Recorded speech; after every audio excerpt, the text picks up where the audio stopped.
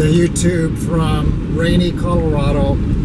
It is a Wednesday night. I'm on my way to Fort Collins to pick up some items from our daughter, who is finishing up her first year of college as a freshman at Colorado State University.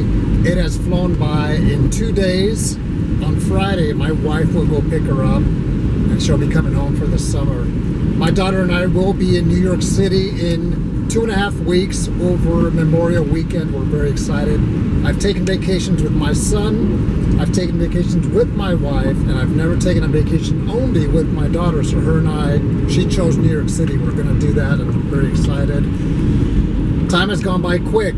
She didn't take her car with her because we've heard that a lot of freshmen get DUIs, and we were trying to prevent that. But you don't know what happens. I do when I went to college, and that's like I got kicked out of college. So we wanted her to focus on her school.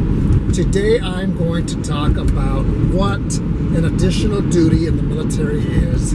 I'll give you several examples in just a few moments.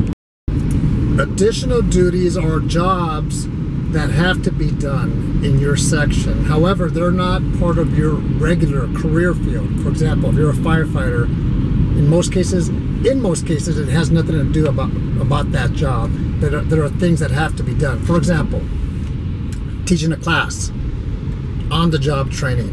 That's an example that sometimes you'll be selected to say, hey, you know what? You need to lead this class and you need to be prepared.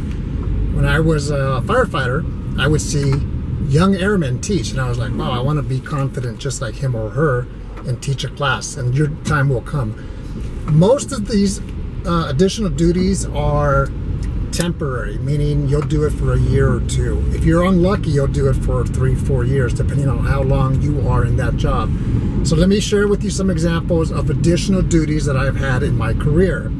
I like to work out, but I'm not very well versed when it comes to physical fitness, teaching others. I do what works for me. I run, I do some weights, I do push-ups, sit-ups, the basics, and that works for me. When I was a lieutenant, I was tasked to lead physical fitness every week, and I wasn't happy about that, but like I said, just embrace the additional duty. You will be trained in most cases, and I was, and then I would go out there and do it. So if you're gonna have to do it, either you can do it with a bad attitude, or you can do it, you know what, I'm gonna just be confident and productive and good for the unit. That's the route that I decided to take, and it worked. Other additional duties that I've done are, for example, the government purchase card. Let me tell you what that is. Each section gets money, not the people, but the section, to buy supplies, to buy items that are needed to do our job. Now, there are two different jobs when it comes to this. One of them is having a credit card for the sole purpose of buying authorized items for your section. I'm not a shopper, so I didn't want to do that, and luckily I was tasked to manage the program and to make sure that the people who were using the government purchase card were doing the purchases within regulations and doing the right thing. So I would have to inspect them, and then I would get inspected. I did that for a long time. Another example is inventory of the computers in our sections. Those items have a lot of worth, whether it's the computer monitor, cell phone, things like that. Everything is inventoried. I was responsible for that, and I inherited a very horrific situation that wasn't being done right, but that's how I learned. And my programs, the equipment and the government purchase card programs, would be inspected every year. It was a piece of cake, and I had good results.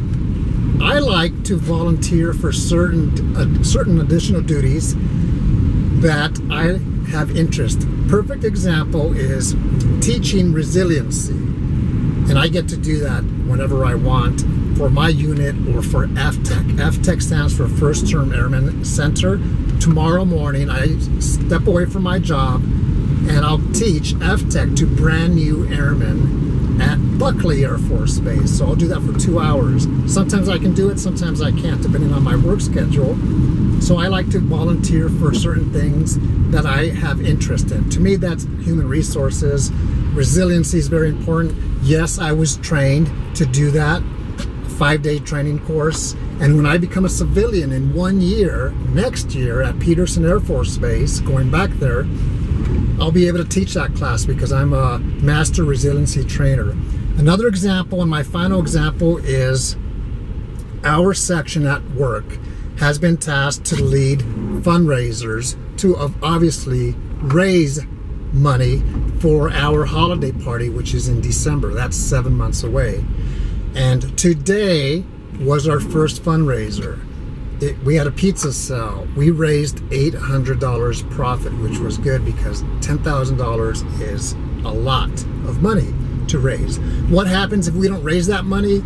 Well, that means we have to charge people for their entry to the holiday party. No big deal. That's usually what we do, but our director wanted to have this for free for everyone, so I accepted that challenge, and I'm leading that with my team that I work with, and we have 7 more fundraisers scheduled for the year.